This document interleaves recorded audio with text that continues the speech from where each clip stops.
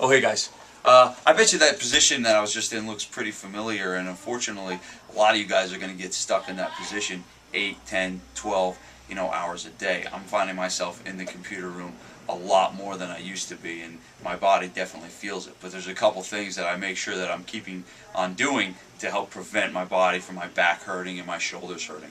So one of the things that I like to do is just kind of open up my thoracic spine. When we sit down and lean forward, we're getting flexion in the middle of the back, and we want to try and get extension to reverse the process that we've been in all day. So the first thing you're just going to do is put your hands behind your head and just simply lean back over the roller. I'm getting a nice stretch in my abs. Exhaling out. Coming up. You want to hold it for a couple seconds. Lean it back. And exhale. Do that right in your chair. Do that about 8 to 10 times, and then do that every couple hours. Would be great.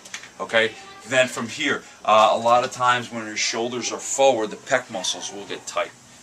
Either having the mouse in your hand or just simply sitting with your shoulders rolled forward, these pec muscles get tight. So we're going to open up the pec a little bit, and you can take a doorway. I'm just going to use my bookshelf right here, and you're just going to twist and open that way, and I should feel a stretch all up in my pec. I'm going to turn, exhale.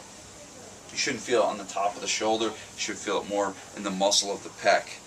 On that, you can kind of hold for a couple, come back, hold for a couple, come back. Do that about 8 to 10 times on each side. And then the last one, because you're sitting, a lot of times these hip flexor muscles will get shorter and tighter, and that's going to help cause the lower back to be in pain. So the last one is just a basic hip flexor stretch. We're just going to assume a kneeling position like this, and you're going to take this hand, keeping the chest nice and tall. That's really important. You're going to take this hand, rest it right on the thigh, and then you're just going to squeeze this glute and get really tall and try and push this hip forward. And you should feel a stretch right in the front of the thigh and the hip flexor and the quad.